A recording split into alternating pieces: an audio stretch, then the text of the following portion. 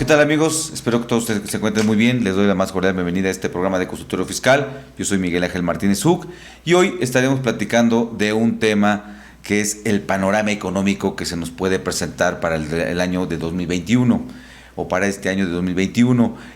Para platicar de este tema contamos con la presencia del doctor, del maestro, licenciado en Economía y maestro en Administración de Organizaciones, José Silvestre Méndez Morales. Maestro, muchas gracias por estar con nosotros. Gracias. Les leo un poquito de su trayectoria. Él es licenciado en Economía por la Universidad Nacional Autónoma de México, maestro en Administración de Organizaciones por la Universidad Nacional Autónoma de México también. Es jefe de la División de Investigación en la Facultad de Contaduría y Administración de la Universidad Nacional Autónoma de México, investigador y catedrático, ya con más de 47 años de servicio en esta área docente, tanto de licenciatura como de posgrado en la Universidad Nacional Autónoma de México, y es autor de más de 20 libros que se refieren a estos temas de economía. Nuevamente, maestro, muchísimas gracias por estar con nosotros para hablar de este tema, pues bueno, yo creo que muy importante para todos nosotros, ¿no? El tema de cómo se nos puede presentar el panorama económico para este 2021. Sí, así es. Muchas gracias por la invitación y aquí estamos listos. Pues bueno, no soy la persona más indicada, pero no es la Facultad de Contaduría. Muchas gracias por estar con nosotros en este nuevo esquema, por la nueva normalidad que nos da la tecnología nos da la ventaja de seguir con este programa. Y pues bueno, entrando en materia, maestro, pues bueno, tenemos muchas situaciones complejas desde el punto de vista generado, bueno, si de por sí ya las teníamos, creo que derivado de esta situación de la pandemia que lamentablemente se tuvo que dar en nuestro país, y bueno, lo sabemos todos a nivel mundial, ha traído un efecto muy importante y un efecto negativo en el ámbito de los negocios, de los ingresos de las personas, de cada uno de nosotros, como que ha incidido de manera muy importante este tema de la pandemia, ¿no? Y evidentemente pues tendrá repercusiones para este 2021. ¿Cuál sería su visión, sus recomendaciones respecto de esta situación, maestro? Bien, muchas gracias. Antes de entrar en materia, porque bueno, tenemos todo el programa para platicar acerca de esto, en esta primera intervención yo quisiera comentar que ya teníamos un problema económico fuerte que venía de años anteriores, es decir, antes de que apareciera la pandemia sanitaria o la crisis de salud provocada por el virus SARS-CoV-2, ya veníamos padeciendo un problema económico fuerte, ya veníamos en una recesión que indicaba que teníamos una crisis económica de años anteriores. Es decir, en el año 2019 prácticamente el crecimiento de la economía mexicana medida por el Producto Interno Bruto, PIB, pues fue cero o menos 0.1%. Claro. Nos estamos estancados, venimos en un problema grave. El problema de la economía se vino a complicar más por la presencia de la pandemia que se ha ido alargando por mucho tiempo y no hemos logrado restablecer las condiciones ante ello.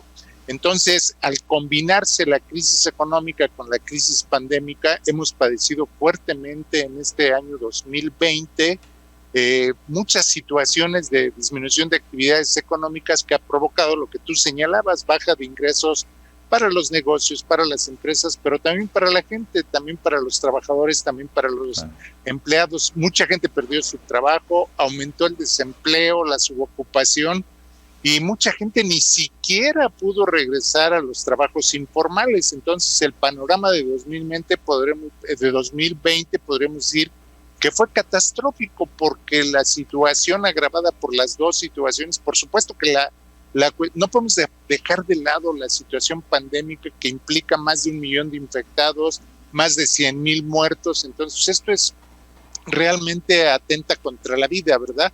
Claro. Pero no tener actividad económica para mucha gente también afecta para su vida. Es decir, yo siempre he planteado en estas reflexiones últimas que he visto sobre la problemática, es que no hay un dilema entre cuestión económica y cuestión sanitaria. Defender las dos cosas es defender la vida. Defendemos la vida desde el punto de vista de la salud, mejorando las condiciones de vida, que los hospitales y que la gente se atienda, la vacuna, y Claro. haciendo caso a las recomendaciones que nos hace el gobierno, pero también protegiendo los trabajos de la gente, que sobre todo los que viven al día, ¿no? El día a día, la economía informal, los puestos callejeros, el comercio ambulante, los taxistas, los que trabajan en restaurantes, en muchos lugares que han perdido su empleo y que la situación se les complica, ¿no? Podemos decir que evidentemente si el panorama ya lo traíamos mal y fue catastrófico para este 2020, pues para el 2021 pues no se ve que sea o se ve que, o se advierte que sea igual de catastrófico, ¿no, maestro? Igual o peor, porque tampoco se han tomado, bueno, dentro de las medidas, o a ver, a mí me gustaría hacerle una pregunta, un tanto cuanto de inquietud personal. En todo esto, independientemente de la cuestión de la pandemia, porque como usted bien afirma, ya veníamos con una situación económica bastante mala, y esto lo agudizó al grado de que hoy podemos decir que es catastrófica. Pero independientemente de la cuestión de la pandemia, realmente la situación se presenta así, es por una mezcla de malas decisiones de nuestro gobierno, el sector empresarial, que puede presentar algunas cuestiones también de malas decisiones y que pueden parecer abusivas, el tema de la cuestión de todos los que somos trabajadores, que también a lo mejor no tenemos la actitud, ¿cómo decirlo? O sea, en este sentido, creo que todos somos culpables, pero ¿en qué medida, o algunos más, algunos menos, seremos responsables de esta situación que tenemos? Más que culpables, responsables, Así. ¿no? Yo creo que la dinámica de la enfermedad avanza mucho más rápido que la cuestión económica. La cuestión económica, los cambios son un poco más lentos. Es decir, el día de ayer se cumplieron 2 años de que tomó posesión este nuevo gobierno que se llama a sí mismo de la Cuarta Transformación, cosa que es criticable o es comentable o analizable, claro, pudiéramos decir. Pero si bien es cierto, la economía trae muchas partes que podríamos llamar estructurales, es decir, la situación no es nueva, viene desde atrás. En eso sí tiene razón el presidente. Hemos padecido 36 años de una política neoliberal donde el gobierno y los empresarios le apostaban todo a la empresa, todo al mercado, y se descuidó mucho la parte de la distribución del ingreso. Es decir, había mucha gente en México que padecía de esta mala distribución del ingreso. La economía informal llegó a tener 30 millones de mexicanos. Éramos un país de ambulantes, de comercio ambulante, ¿no? Y esto es muy grave. Y los 2 primeros años del gobierno se pusieron críticos, es decir, prácticamente no ha habido crecimiento económico en estos 2 primeros años. Hay que recordar que la dinámica económica se mueve fundamentalmente por las inversiones. El motor básico del sistema capitalista son las inversiones que provienen principalmente del sector privado, de la iniciativa privada. Ante una situación pandémica como la hemos padecido en este año, otro elemento importante, componente de la economía, es el consumo. Y resulta que la inversión total y el consumo se ha caído. La inversión total, incluido la inversión privada de los empresarios mexicanos, de los empresarios extranjeros y por supuesto también del gobierno. Ha bajado mucho la inversión, es un componente muy importante. La otra, la cuestión del consumo, pues por obvias razones, muchos trabajadores que no tienen su trabajo, que lo han perdido o que se tienen que refugiar en la economía informal con puestos de trabajadores de la informalidad, sus ingresos son muy bajos. Entonces, no hay un dinamismo de la economía y por lo tanto en 2020 es muy probable que cuando conozcamos ya las cifras oficiales que nos dé INEGI, rondará la caída del Producto Interno Bruto en un 10%. Es decir, el producto va a caer en un 10% en 2020, con lo cual en los 2 primeros años del gobierno tendremos un promedio de caída del Producto Interno Bruto del 5%. Por supuesto que la gente que se opone al actual gobierno va a decir, pues es la caída más grande que hemos tenido en mucho tiempo, y es cierto, pero es también, porque venimos padeciendo muchas cosas que venimos arrastrando desde atrás, y prácticamente se sacó el tigre del actual gobierno porque está súper complicada, y como decíamos anteriormente, y tú lo reiterabas, la situación es catastrófica por los 2 lados, por el lado de la economía y por el lado de la salud. Soltar un poco más la economía para que la gente asista a lugares, a comprar, a soltar todo esto. Es complicado porque sigue el problema de la pandemia y tenemos que protegernos mucho, ¿verdad? Entonces, eso es algo que todos estamos involucrados, pero se viene padeciendo de mucho tiempo atrás. Yo no quisiera señalar culpables, sino más bien irnos hacia adelante, Miguel Ángel. Claro. ¿Cómo viene el futuro, este 2021? ¿Cómo nos va a ir? ¿Qué tenemos que hacer? ¿Cómo podemos salir de esta crisis, tanto económica como sanitaria? En ese sentido, iba mi inquietud en decir, bueno, todo deviene de primero saber cuál es el mal, dónde está el mal para poderlo modificar y bueno, poco a poco modificarlo y mejorarlo, ¿no? En donde yo creo que pues todos somos responsables, como ciudadanos, los que nos podemos llamar ciudadanos a pie, en donde pues desde el punto de no cuidar incluso cómo tirar la basura, ¿no? Y detalles como esos que inciden tremendamente en las cuestiones de este macro, ¿no? Entonces, en ese sentido iba mi comentario, porque bueno, en este orden de ideas, pues bueno, también tenemos unas disposiciones fiscales que también inciden en este tipo de situaciones y afectan la cuestión económica de la empresa, del contribuyente, y permea a los trabajadores y permea a los proveedores y permea a los clientes, ¿no? de las empresas.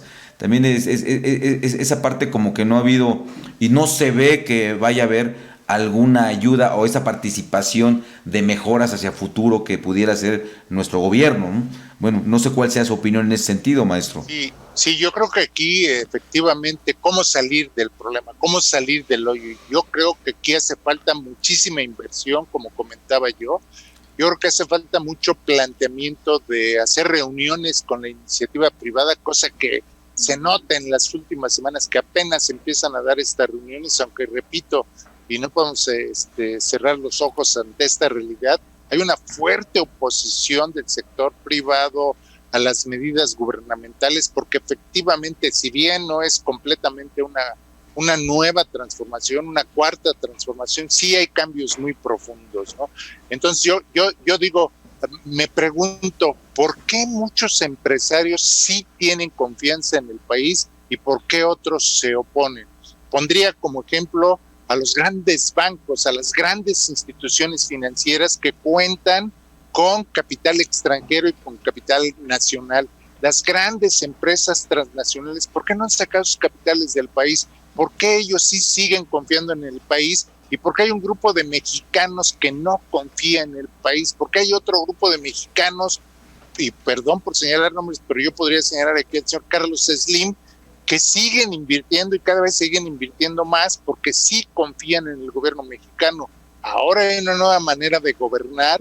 Sí hay creo que uno de los principales logros del actual gobierno es la lucha contra la corrupción, que queremos seguirla viendo, pero también encontramos muchos huecos o agujeros en la parte fiscal, y si quieres ahorita podemos comentar más ampliamente acerca de la cuestión fiscal. Pero sí, cuando nosotros analizábamos los datos macros desde el punto de vista de la política fiscal, sí veíamos que efectivamente muchísimas empresas no pagaban los impuestos que debían pagar. No es como nosotros, como decías tú, Miguel Ángel, nosotros los ciudadanos de pie, que no tenemos forma de evadir o de no pagar nuestros impuestos, porque en la nómina nos viene descontado y pagamos el impuesto alto que nos corresponde de acuerdo a nuestro salario, y no tenemos ningún problema. Pero cuando te empiezas a enterar que hay muchísimas empresas que no pagan impuestos, otras empresas que recurren a las facturas falsas, las empresas factureras, el exceso de creación de fideicomisos, porque ya habíamos caído en el exceso.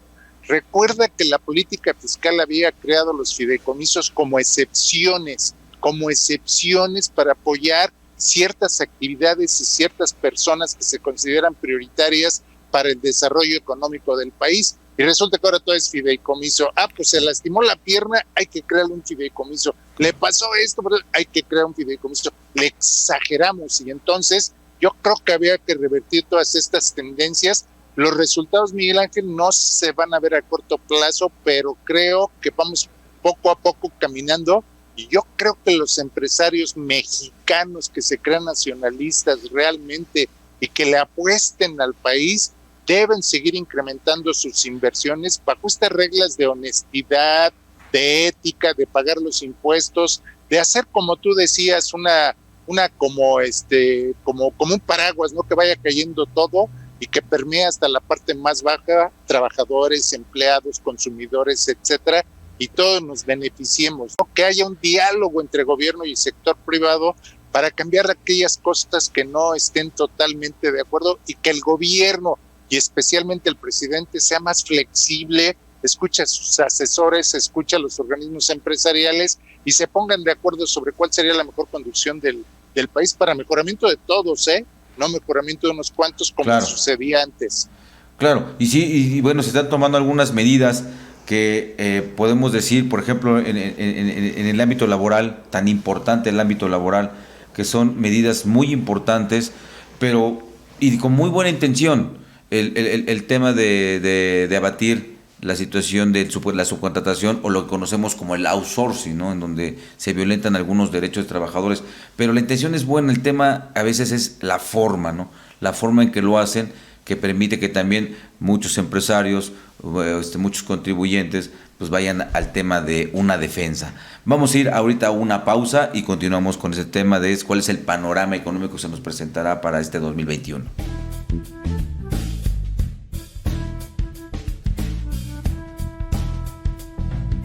La División de Educación Continua de la Facultad de Contaduría y Administración los invita a las Reformas Fiscales 2021.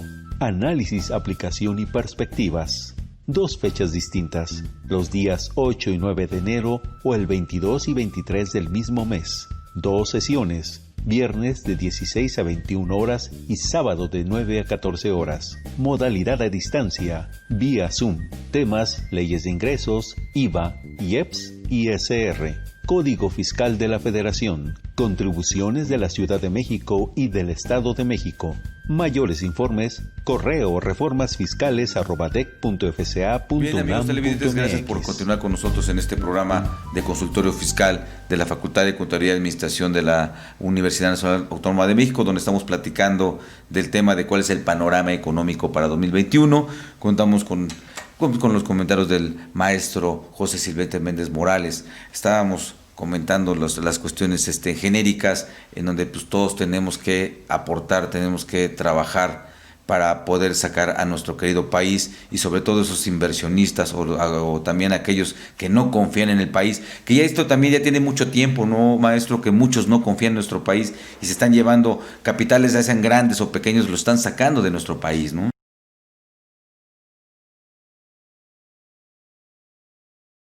Sí, efectivamente tienes razón, ¿no? Pero aquí yo siempre hago de hecho me han invitado a otros programas de consultorio fiscal en otros años, siempre digo lo mismo, pero lo vuelvo a repetir. Yo creo que hay gente que son sacadólares, pero también metedólares. Yo insisto, si hay gente que se fue a vivir a Miami, y muchos de ellos hasta después se regresan, no se va a vivir a Miami porque creen que van a tener mejores condiciones de todo tipo, y no es tan así. Claro. Son sacadólares, sacan los dólares de aquí y se los llevan para allá, incluyendo la parte de los llamados paraísos fiscales, ¿no? Eso me parece una cosa tramposa, no es ético. Si aquí obtienen sus ganancias y deben pagar sus impuestos, ¿por qué no lo hacen?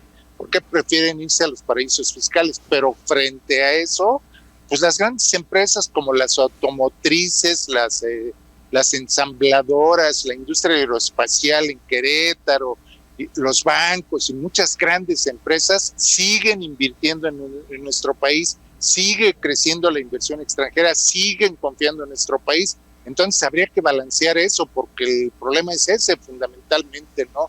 El hecho de que efectivamente pues siempre a cualquier gobierno nos vamos a ponerle críticas desde el punto de vista ideológico, ¿no? Pero me gustaría regresar al punto que habíamos comentado antes de irnos a la pausa, respecto a un tema que es muy importante ahorita, porque de hecho se está discutiendo en cámaras, que es el del outsourcing o de la subcontratación, ¿no? Nosotros ya habíamos comentado en alguna ocasión que la reforma laboral de 2012, que fue hecha el 30 de agosto de 2012, un día antes de que tomara posesión el presidente Enrique Peña Nieto, es decir, que la reforma la hizo Felipe Calderón, fue aprobada al vapor rápidamente, Nosotros consideramos que es una contrarreforma laboral porque iba en contra de los trabajadores, en contra de lo que decía la Organización Internacional del Trabajo, en contra de fomentar el trabajo digno y decente, con estabilidad, con buenos salarios, etcétera.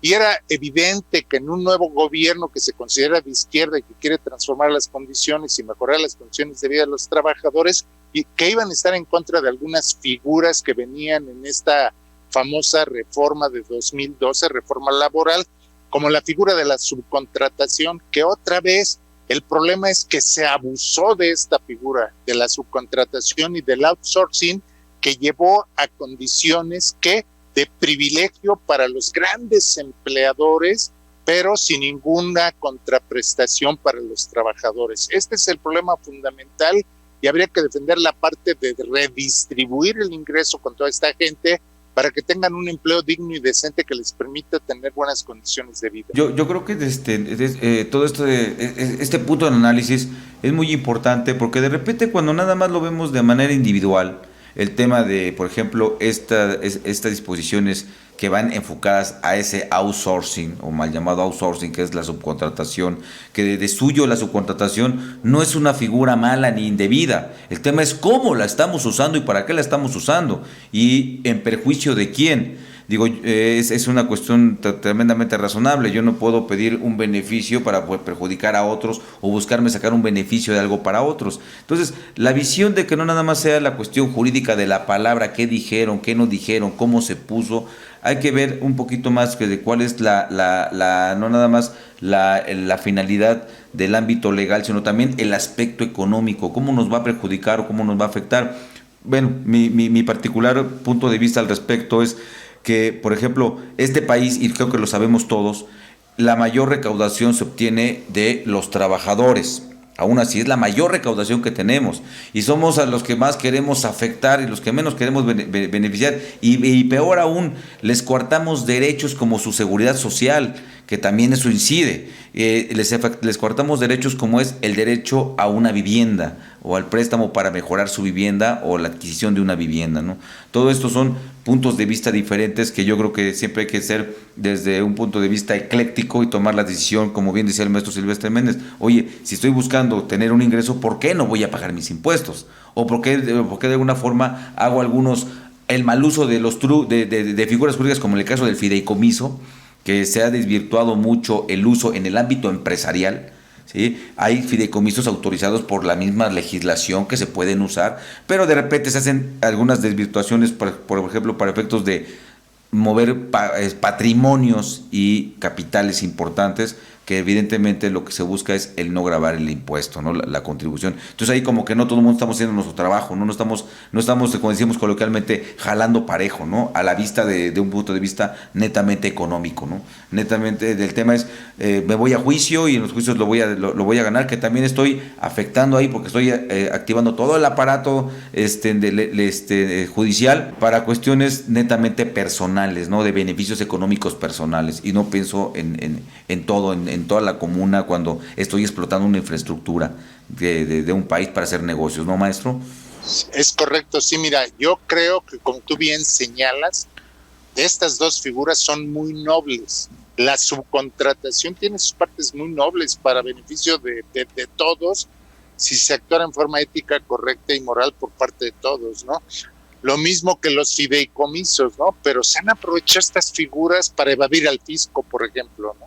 La subcontratación, pues no pago impuestos porque no son mis trabajadores, claro. No se pueden considerar como mis trabajadores, entonces evado al fisco, pero también evado pagarles lo que le corresponde a cada uno de los trabajadores en prestaciones, en seguridad social. No tienen ni derecho al seguro social, a la salud, que tanto falta hace ahorita en estos momentos, ¿no? Y los fideicomisos igual, hay estudios que demuestran claramente que un porcentaje alto de lo que se pagaba en los fideicomisos era pagarle a la burocracia del fideicomiso, pero es otra vez una figura muy noble que sirvió para apoyar muchísimas actividades, muchísimas personas que se consideran prioritarias para el desarrollo del país, pero repito, se abusó de ellas. ¿Por qué?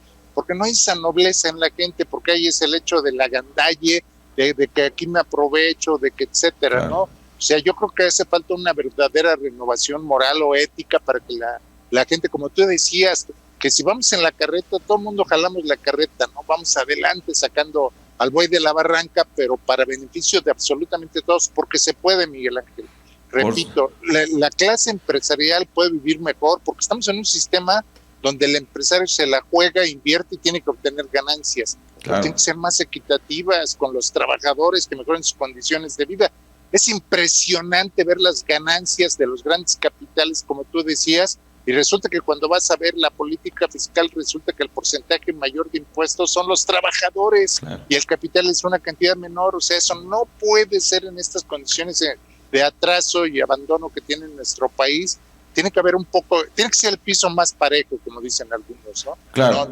No. Y entonces, ¿quién protestó, Miguel Ángel? Los grandes privilegiados, ¿no? Porque, por supuesto, esta política del actual gobierno está afectando a algunos, ¿no? Algunos que no quieren caminar por el lado derecho, ¿no?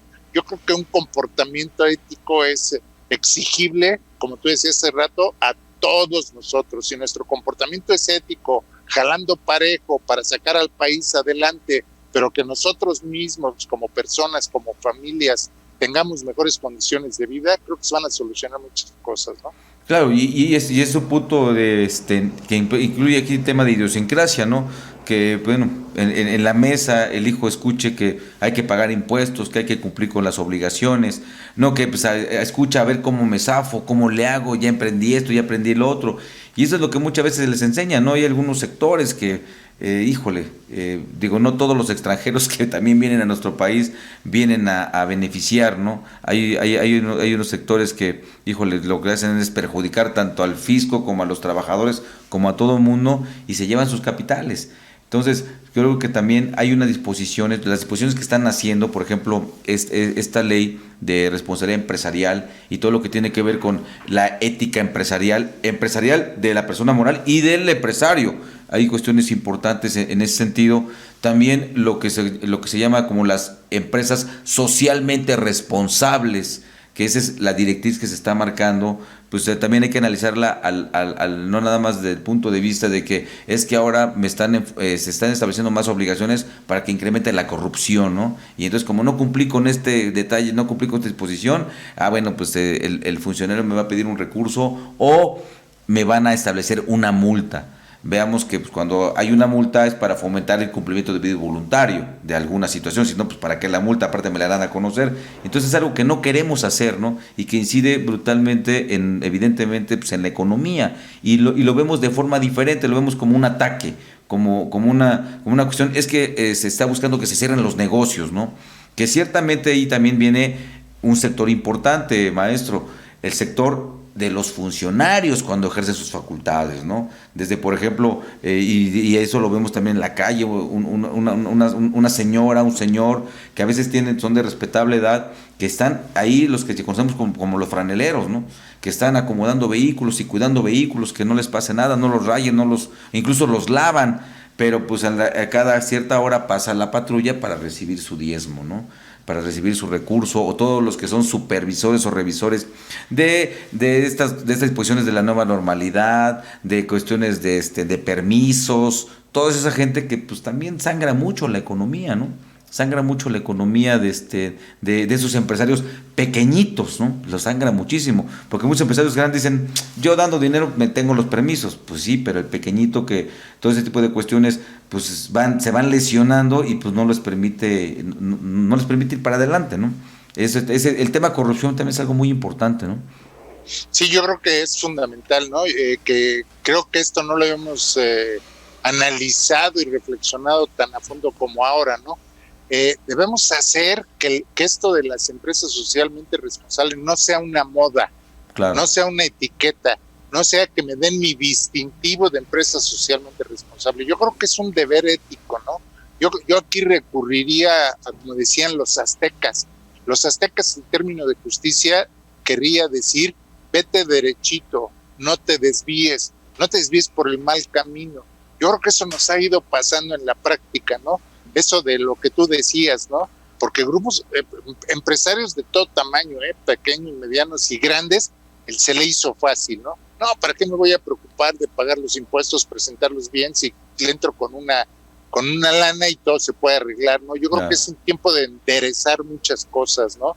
Yo creo que debemos practicar todos mucho más la ética y como tú decías, en la parte de la educación debemos nosotros como padres enseñar a los hijos toda esa parte de la cuestión ética, pero también en las escuelas. Resulta que en las escuelas desaparecieron las materias de civismo. Claro. Acuérdate, tú también te acuerdas de tus épocas cuando eras pequeño que tus padres te decían, si vas en el camión, en el pecero y ves a una persona grande y sobre todo mujer, embarazada, un anciano, etcétera, cédele ese lugar. Claro. Y lo hacíamos en automático. Lo hacíamos en automático tú y yo. Se subía y automáticamente te parabas en el metro. Tenemos ciertas actitudes éticas, cívicas, de responsabilidad, porque empieza todo desde la cuna, ¿no? Yo creo que habría que educar también a los hijos desde chicos, desde pequeños, desde primaria, a ser emprendedores, a ser empresarios, pero con buen comportamiento. Tú vas a obtener ganancias porque las tienes que ganar, porque tu comportamiento es ético. Si tú dices que vas a vender kilos de tales cosas, sean kilos, que bien medido, ¿no? No que resulta que hoy en siglo XXI, 2020, y tales gasolineras son las únicas que venden los litros de a litro, porque la mayoría no te venden litros de a litro, no puede ser, ¿no? Entonces, si ya obtienes ganancias suficientes, ¿por qué hacer eso, no? Entonces, no se puede hacer eso, debemos mejorar y cambiar nuestro comportamiento, sería una cosa ideal, porque las condiciones para 2021 y 2022 y lo que resta del sexenio se presentan muy difíciles, ¿no? Y yo creo que no podemos llegar a situaciones anteriores, Miguel Ángel, donde yo me acuerdo que cuando era chico, toda la culpa decían, es que es el gobierno el que tiene la culpa, es el gobierno el que tiene la culpa. No. Papá gobierno. Entonces, que le decían, ¿no? El papá gobierno. Papá gobierno le decíamos, no, pero resulta que ese gobierno nosotros lo pusimos. Entonces, como dicen otros, pues ese gobierno es el gobierno que te mereces. Entonces, ¿qué estamos nosotros haciendo por nuestro país? Porque generalmente lo pensamos al revés. ¿Qué hace el país por mí? Yo creo que tenemos que cambiar mucho el enfoque, pero repito, siempre con un comportamiento ético para mejorar las condiciones que están bastante deterioradas en las dos cuestiones, en lo económico y en lo sanitario de salud. Claro, muy bien, pues vamos a ir a una pausa y continuamos hablando de ese tema que es cuál es nuestro panorama económico para 2021.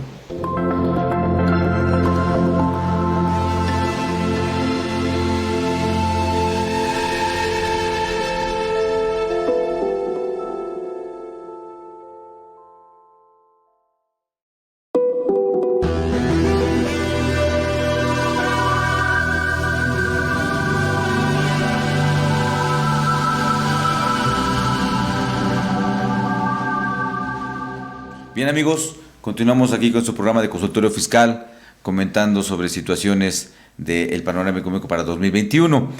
Comentábamos, hacíamos algunas reflexiones respecto de, pues, incluso cuando era uno pequeño y habían algunos ciertos de conductas que nos llevaban a cuestiones de civilidad, de ética, varias cosas que lamentablemente yo creo que por este neoliberalismo social mal llevado se han perdido. Pero al final del día, pues quien nos marcaba esas directrices era papá, era mamá, y si no se cumplían había un castigo, y era un castigo severo que bueno, después tachan de dramático, pero pues yo no creo, yo creo que finalmente te formaba.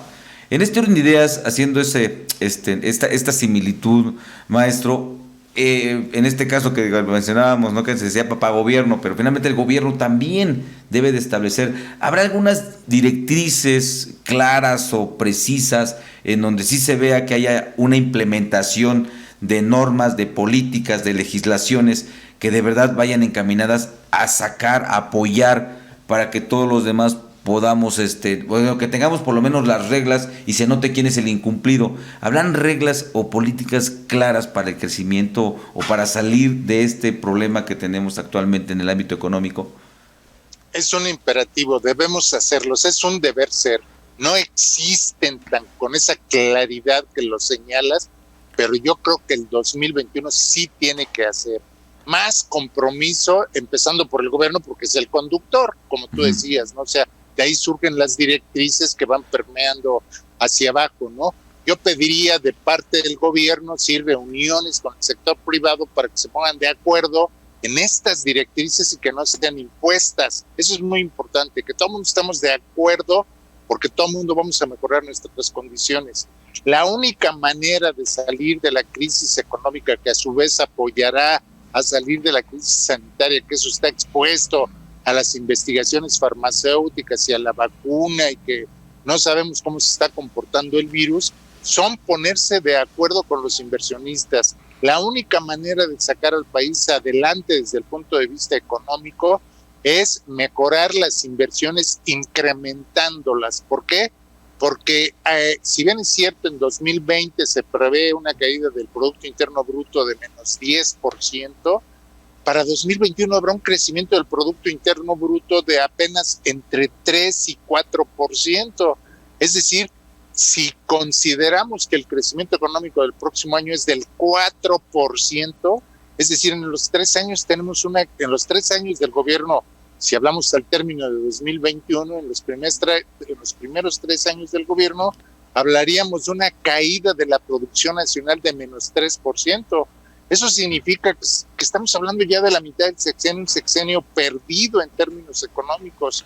Yo creo que los empresarios mexicanos se la deben seguir jugando, como repito, hay muchos, yo señalaba hace rato a Carlos Slim, pero hay muchos mexicanos que sí se la juegan con nuestro país. No se trata de criticar y ser opositor del gobierno, ni el gobierno atacar a los empresarios, ni a todos los demás. Debe de haber una más flexibilidad de parte de todos para ponernos de acuerdo en esa conducción económica que debe tratar de buscar incrementar la inversión para que también se incremente el consumo. Obviamente, desde mi punto de vista, esto pasa por mejorar el panorama laboral del país. A mí me parece que el panorama laboral del país también es crítico. El desempleo es muy alto y afecta a más de 2,5 millones de personas, más los que han perdido el trabajo por esta pandemia es muy grave.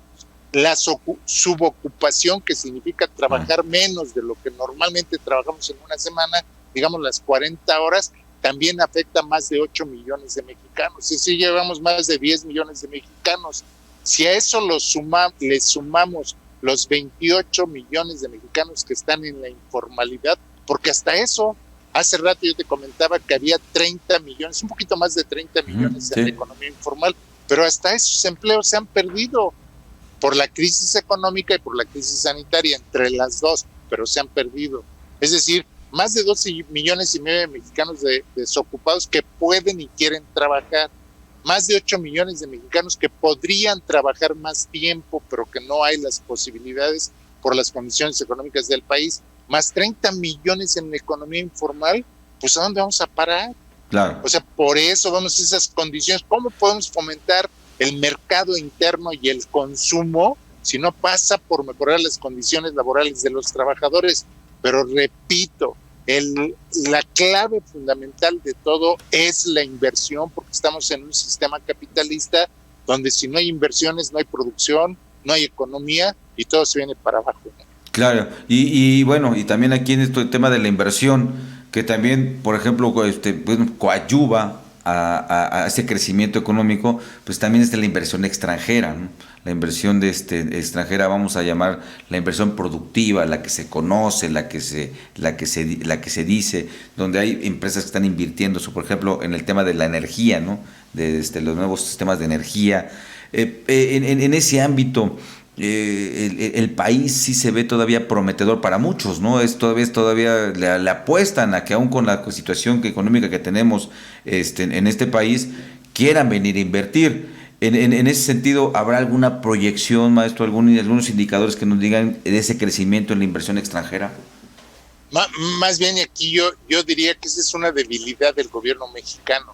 El tema que el gobierno actual de López Obrador no ha tocado con suficiente profundidad, ese tema que podría ser fundamental, el de la energía renovable. Sí nos está hablando del proyecto de Dos Bocas como una nueva refinería y hacer las adecuaciones necesarias de las otras 6 que están a lo largo y ancho de la República Mexicana, pero no nos habla de las energías sustentables. Creo que ahí hay una beta muy importante. Claro. Y yo sí creo que tendríamos que seguir insistiendo, criticando al gobierno actual para que haga un plan de desarrollo sustentable que implique aquí yo diría de todo tipo de inversiones, que la inversión extranjera, la inversión privada mexicana y la inversión pública en proyectos sustentables, por ejemplo, empresas eólicas, empresas de otro tipo de energía que no provengan del petróleo y del carbón, pero que beneficien también a la sociedad. No estoy de acuerdo yo, por ejemplo, con la extracción minera a cielo abierto que hacen las empresas mineras canadienses, que además no pagan impuestos, Miguel Ángel, pagan una cuota muy pequeña. No puede ser, cuando las ganancias son extraordinarias por la extracción de oro, plata y muchos otros productos minerales, ¿no?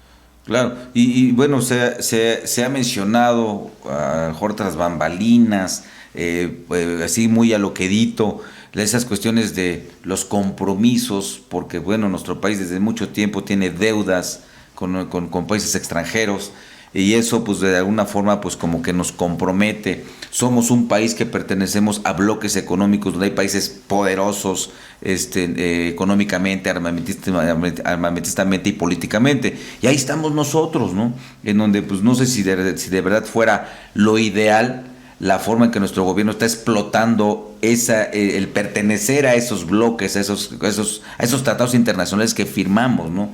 En donde pues mostramos una disparidad impresionante en perjuicio de nuestro país ante cualquier, bueno, yo lo voy a decir, ante cualquier tratado internacional, ¿no? En el momento de su aplicación. Sí, pues vamos de tú a tú, nada más que pues es como decir, vienen las empresas canadienses y pueden invertir y van a tener beneficios en el ámbito fiscal, ¿no? Por ejemplo. Y también las mexicanas pueden venir, ¿eh? Ah, sí, pero ¿cuántos mexicanos van a ir a Canadá? ¿Y cuántos pueden venir de Canadá o de Alemania o del país con el que firmamos? Ahí es donde como que se vela esa cuestión de compromiso que podemos tener por tanta riqueza natural que tenemos en nuestro país, ¿no? Es correcto. No se da esa paridad. Es que unos somos más iguales que otros, ¿no? Ese es el problema. Mira, tú señalas un aspecto fundamental que no hemos tenido oportunidad de tocar, pero yo creo que tendría que hacer un análisis más profundo de él. Me refiero a la dependencia que tú estás señalando. Uno de los problemas que viene padeciendo nuestro país, pues prácticamente desde la invasión de los españoles a nuestro país y después la entrada de los gringos al país, es la fuerte dependencia, que es una relación de subordinación de nuestros intereses a los intereses extranjeros. Y esta dependencia es estructural porque afecta a la parte económica, cultural y de todo tipo. Y una de las cosas en las cuales se ve es la que tú señalabas, acuerdos y tratados firmados con los países extranjeros, especialmente el último, ¿no? El TEMEC. Ese tratado de libre comercio con Estados Unidos tiene muchos beneficios para ellos, pero más perjuicio para nosotros. Para ellos me refiero a Canadá y Estados Unidos. Esto que tú señalabas, ¿quién tiene la capacidad económica, técnica, financiera, de conocimiento para explotar las minas? Ojo, viene el litio para las baterías de los celulares, de los coches eléctricos que ya vienen en camino y que tenemos que adelantarnos al futuro. ¿Cómo le vamos a hacer para proteger el litio mexicano con inversiones mexicanas? Vuelvo a insistir lo que yo decía hace rato, aquí hay unas grandes oportunidades y retos para los empresarios mexicanos que se la quieran jugar con México y que quieran explotar el litio pagando sus respectivos impuestos, pero obteniendo grandes ganancias, porque es muy noble esta minería, ¿no? Claro. El litio es el futuro de la minería en nuestro país, ¿no? O en el peor de los casos, pues inversiones combinadas, ¿no? Claro, claro. Digo, ya en el peor de los casos, pero no nada más para beneficio. Y por ejemplo, ahorita que estaba usted comentando esto, maestro, es bien, bueno, se me vino a la cabeza, ¿no? El tema de que mencionaba las pilas para los celulares, cosas así. Pues no olvidemos que si hablamos de nuestros antepasados, pues gracias a nuestros antepasados aquí en México, pues existen los celulares, existen las computadoras, ¿no? ¿Por qué? Pues aquí fue donde se inventó el cero. Y esa es una parte muy importante que debe ser una cuestión de arraigo también para nosotros y de orgullo de nuestras raíces, ¿no? Digo que ya lo explotaron otros, bueno, es diferente, pero pues bueno, creo que sí hay capacidad, lo que quiero decir, ¿no? Hay mucha capacidad aquí en nuestro querido país, hay muchos talentos en todas las universidades, no nada más en nuestra querida UNAM, en el Politécnico, ¿no? Creo que en todas las universidades hay muchos talentos, muchos mexicanos muy talentosos que traen ideas nuevas, ideas innovadoras. Nomás hace falta ese apoyo y para que tengan productividad en esto. Pues bueno, vamos a ir a una pausa más y continuamos con este tema. En sus distintas ediciones, la revista Consultorio Fiscal presenta interesantes artículos escritos por connotados especialistas que revisan y analizan temas de corte fiscal, jurídico, laboral y de prevención de lavado de dinero. Igualmente se presentan las principales disposiciones del Diario Oficial de la Federación. Suscripciones a través de la tienda electrónica publishing.fca.unam.mx o en la revista electrónica consultoriofiscal.unam.mx.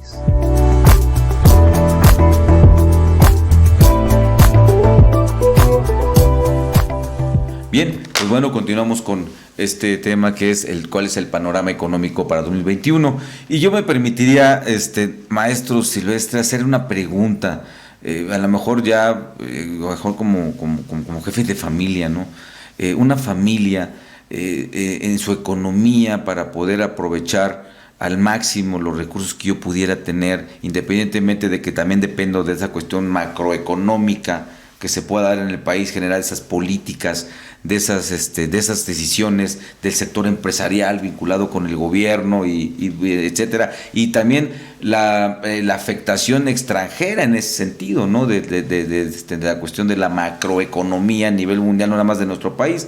Pero yo en mi microeconomía, ¿cuál sería una propuesta, una sugerencia que podríamos hacer, o que usted le pudiera hacer, perdón, a nuestros amigos televidentes, pues como comentamos, ¿no? Esas personas, todos a los gobernados de a pie, ¿no? Que tenemos que hacer que rinda mucho ese recurso que estamos teniendo, aún con nuestras condicionantes de desempleo, de disminución de a lo mejor de ingresos porque se disminuyeron las jornadas de trabajo y de que pues no se ve un crecimiento o una recuperación de ese ingreso que yo tenía, por llamarlo de alguna forma, antes de la pandemia y ahora durante todo este tiempo de la pandemia y después de la pandemia, ¿no?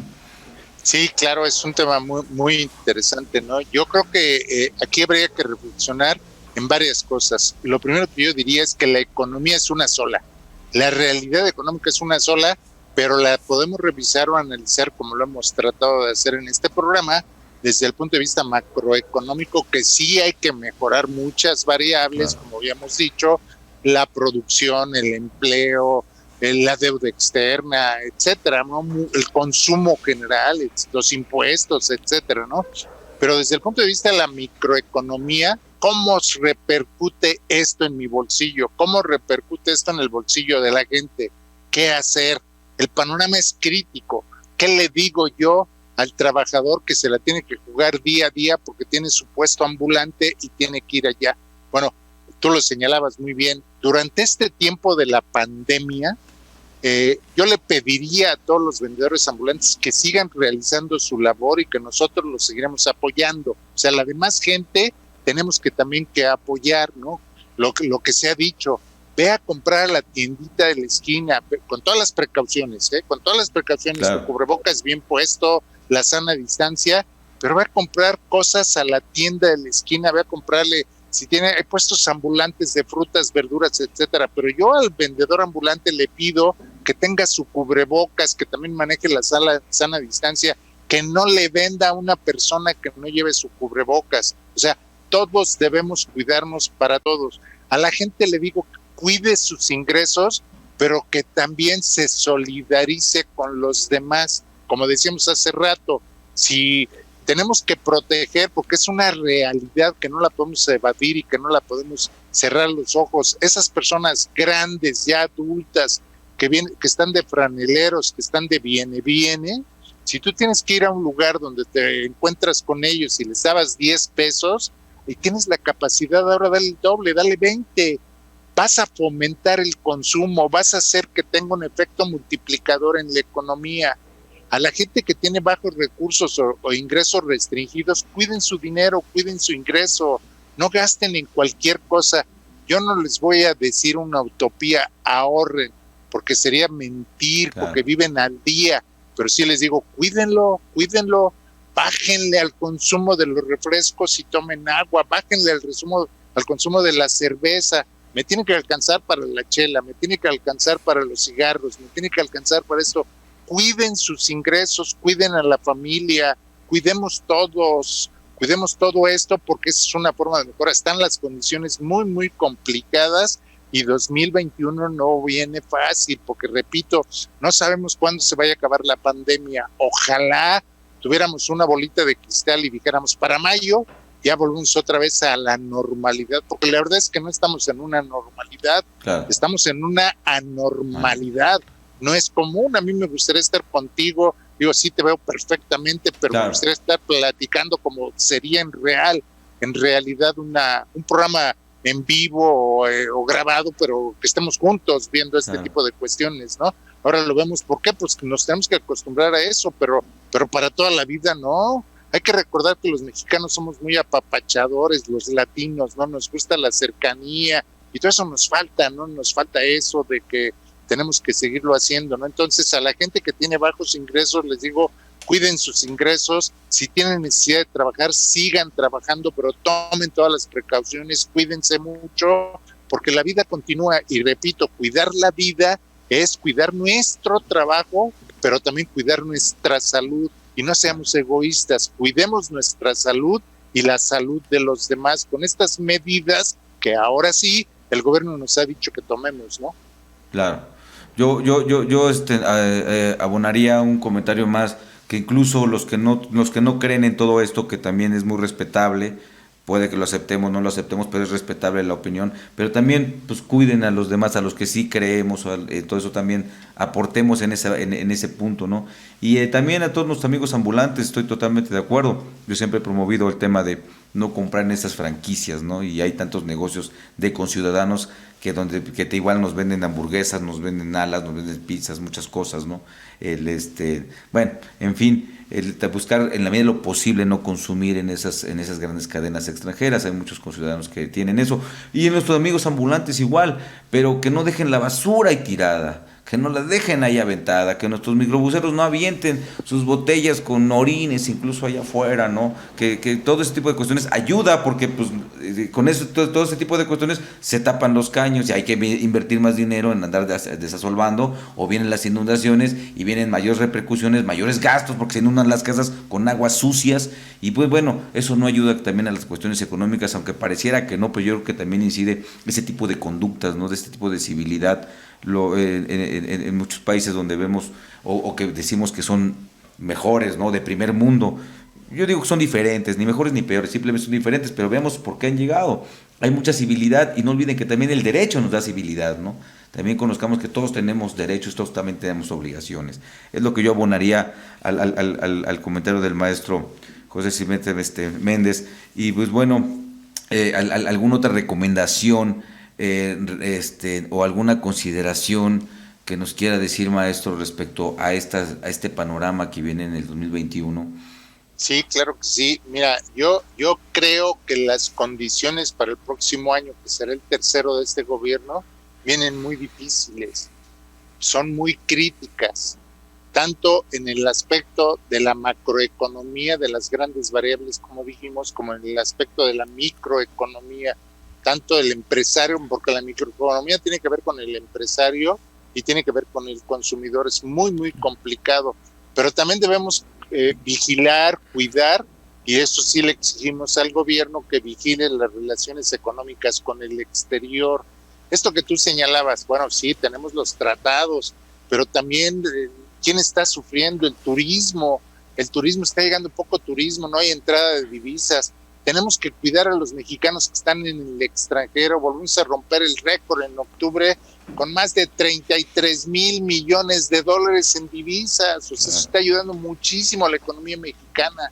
Debemos apoyar y fomentar a las inversiones extranjeras que se la jueguen en el país y que sí tengan confianza en nuestro país, dejar que entren, porque eso es un beneficio mucho mayor que endeudarnos, porque endeudarnos tienes que pagar la deuda y no se ve el beneficio. Claro. Yo prefiero una cadena transnacional de hamburguesas, pero que viene y crea unos pocos empleos y que se la juegue con nuestro país, a tener que pedir prestado, pagando en dólares, que cada cada vez van subiendo los intereses y al modificarse el tipo de cambio cada vez pagas más.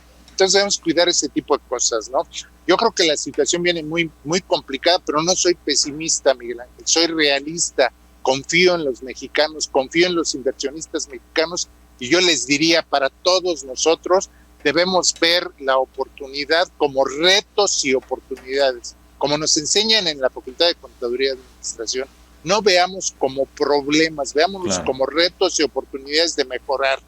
Tú señalabas una parte muy importante que lo hemos tocado a lo largo del programa y que me gusta mucho, la civilidad, la civilización, sabernos comportarnos en ciudad. Y eso es una cuestión ética.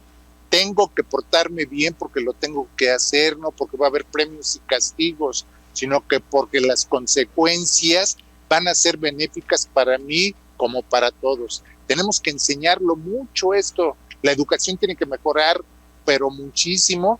Y repito, veámoslo como retos y oportunidades. Esta crisis sanitaria y esta crisis económica debe servirnos a todos los mexicanos y en lo personal a cada uno de nosotros para tratar de ser mejor. ¿Qué puedo hacer yo para nuestro país para que este sea mejor al final de 2021 a pesar de todas las condiciones desfavorables que existen? Así es.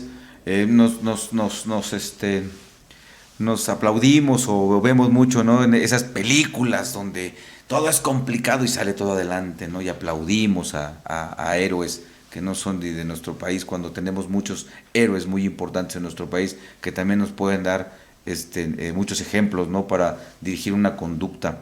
Yo creo que también parte de es la conducta que tengamos.